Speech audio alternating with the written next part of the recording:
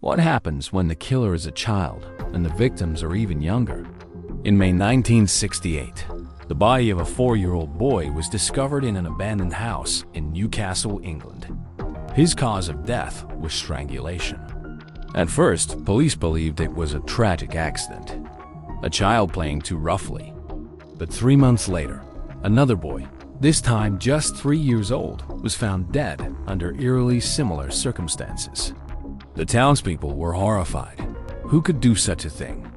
We explore the psychology of killers, real court trials, and stories that changed how the world sees justice and evil. Who would want to harm a child? The answer was even more shocking than the crimes. The killer was 11-year-old Mary Bell, a girl with a baby face and a chilling lack of remorse. From the outside, her early childhood looked like any other, but behind closed doors, she was enduring a world of trauma. This is the story of a child who murdered children, a community that struggled to comprehend the unimaginable, and a legal system forced to confront the dark reality of juvenile crime. Before we uncover the disturbing events of this case, be sure to like, comment, and subscribe for more gripping, AI-narrated true crime documentaries. The Making of Mary Bell. Mary Flora Bell was born on May 26, 1957, in Newcastle, England. Her mother, Betty Bell, was a sex worker who allegedly tried to kill Mary more than once, even attempting to pass her off to strangers. The cause of death wasn't clear, and because there was no blood or broken bones, they assumed Martin had accidentally poisoned himself or suffocated during play. Some reports claim Betty gave Mary drugs at a young age, and there were strong indications of emotional and sexual abuse throughout her upbringing. She even asked Martin's mother if she could see the boy in his coffin. They trashed the place and left handwritten notes that read, and later, the coroner ruled the cause of death was manual strangulation.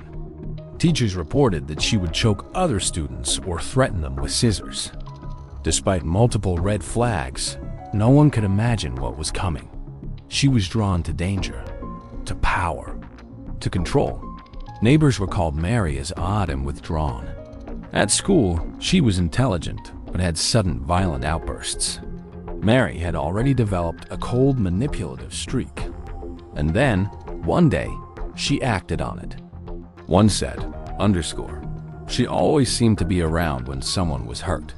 Police finally realized they were not dealing with an accident, but a deliberate killer. Norma was nervous, inconsistent. But Mary was calm. Too calm. The first victim, Martin Brown, on May 25, 1968. The day before Mary's 11th birthday, 4-year-old Martin Brown was found dead in an abandoned house in Scotswood. This time, there was no doubt.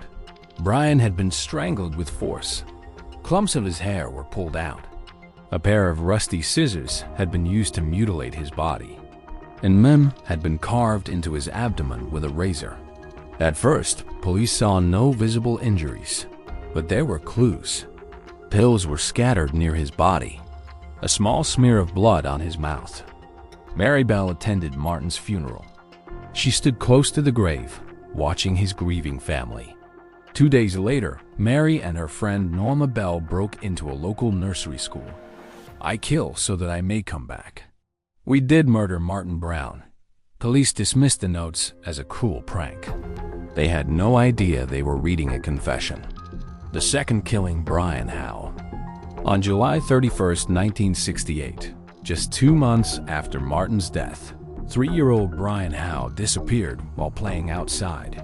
His body was found hours later in a grassy area near his home. The brutality of the crime sent shockwaves through the community. When detectives interviewed local children, many mentioned Mary Bell. Another child claimed Mary had tried to strangle her a week earlier. Police questioned Mary and Norma. She smiled when asked about Brian. She even led police to the crime scene, describing the body in disturbing detail. Her story didn't match the facts. But her confidence did something strange. It made detectives dig deeper. And what they found horrified them. Arrest, trial, and legal shockwaves on August 5, 1968.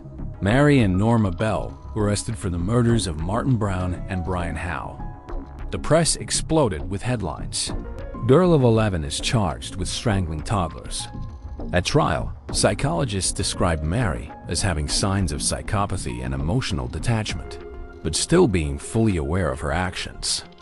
She had shown planning, motive, and a disturbing fascination with death.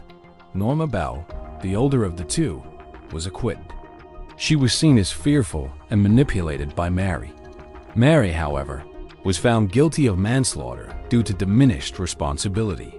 She was sentenced to be detained at Her Majesty's pleasure, an indefinite sentence. At just 11 years old, Mary Bell became the youngest female killer ever convicted in modern British history. The court and public were divided. Was she a monster or a victim herself? The trial raised haunting legal questions. Can a child understand the finality of death? Should a killer be held fully responsible if their mind is still developing? Over time, she became withdrawn but compliant. Reports noted her high intelligence and ability to manipulate therapists. What does justice look like when both the killer and victims are children? Life after prison and the cultural legacy. Mary Bell spent the next 12 years in various juvenile facilities and secure hospitals. In 1980, at the age of 23, she was released from prison and granted a new identity and complete anonymity by the British government. This decision infuriated the public, especially the families of her victims. In 2003, after it was discovered she had given birth to a daughter, Mary was granted a rare legal injunction extending her anonymity for life. Today, no one knows exactly where she lives or what name she goes by. Her story continues to fascinate and disturb the world. Multiple documentaries and books have explored the case, including Gitta Shirini's controversial biography, Cries Unheard, which included interviews with Mary herself. She was a little girl with pigtails and a blank stare. Critics accused the book of humanizing a murderer. Supporters said it forced society to look at the consequences of childhood trauma left unchecked. The Mary Bell case led to reforms in how the British legal system handles juvenile offenders, particularly regarding anonymity, rehabilitation, and long-term psychological monitoring. But there is one haunting truth. Mary Bell's crimes shook the world not just because they were horrific, but because they were committed by a child. She wasn't a man in the shadows or a stranger on the street. Her story challenges our assumptions about innocence, justice, and the capacity for evil. Can someone so young truly be evil? Or is evil something that's taught, carved into a child by abuse, neglect, and pain? There are no easy answers. Sometimes the face of a killer is a child's. Like, comment, and subscribe for more shocking, real-life true crime documentaries that challenge what we think we know about justice, psychology, and the darkest corners of humanity.